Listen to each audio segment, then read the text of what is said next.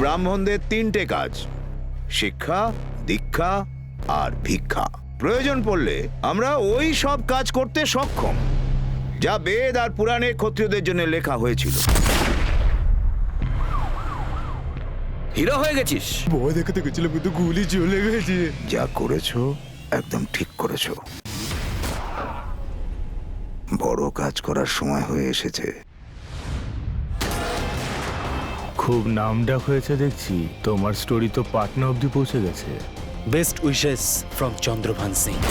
আমি তো প্রথম থেকেই সন্দেহ করছিলাম এই চন্দ্রভানের এর ভেতর ঢুকে গেছে। বিধায়ক নরেন্দ্র শাহীকে গুলি করে হত্যা করা হয়েছে। আপনার থেকে তো আপনার ছেলে বেশি হেডলাইন বানিয়ে দিচ্ছে। কিছু করতে হবে তো। সময় এসে গেছে নিজেদের কাজ শুরু করার।